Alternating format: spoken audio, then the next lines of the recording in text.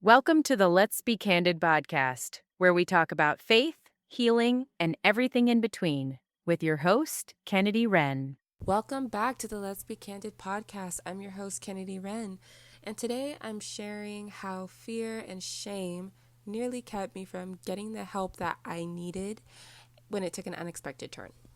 So a few months ago, I started experiencing symptoms I kept brushing off as lack of sleep, stress, or to be honest with you, probably my period. But as the weeks turned and the months, I couldn't ignore what my body was telling me anymore.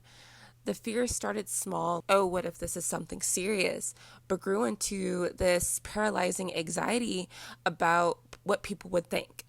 And what I mean by that is, would they see me as weak or would they question my faith?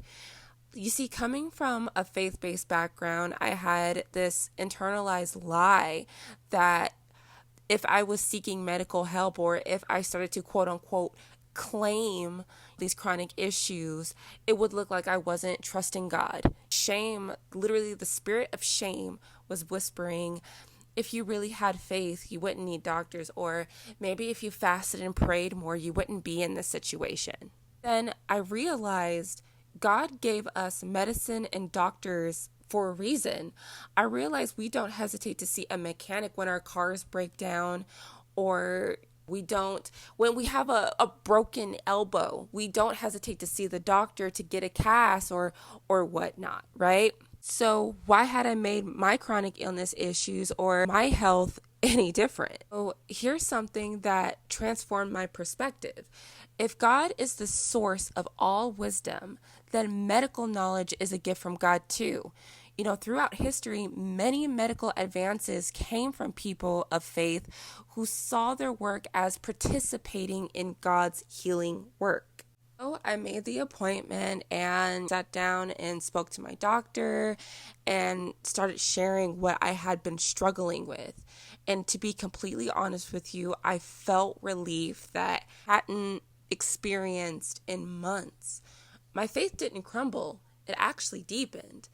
And all these diagnoses that I am getting and that I currently have, yes, they do require medication, more rest, and a huge lifestyle change.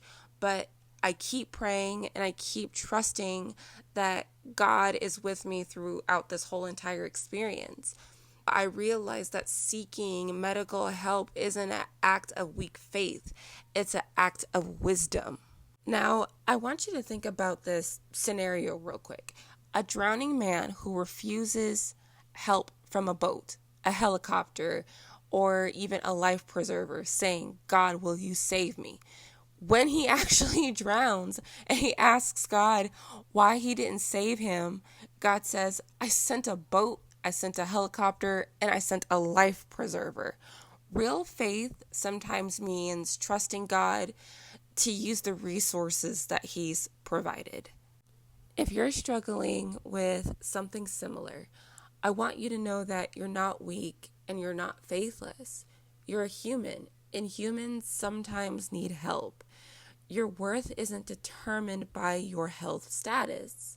And speaking of support, if you're walking through a chronic illness journey, I want you to know of two resources close to my heart. My book, He Sees Me, explores finding God's presence in your health struggles, discovering that you're not invisible to Him, even in the darkest moments. And I've created a fully abundant community on Discord, women of faith struggling with chronic illness. The links to all of those things are in the show notes right now. Here's my challenge. Get curious about your shame. Where is it coming from? Remember that vulnerability isn't weakness. It's the birthplace of courage and connection. You don't have to face these struggles alone. Sometimes the biggest act of faith is showing God that we trust Him by allowing the people that He has left here on this earth to help us. Thank you for listening to the Let's Be Candid podcast. If this episode resonated with you, please share it with anyone who needs to hear it. Have a beautiful day. Talk soon. Thanks for tuning in to Let's Be Candid.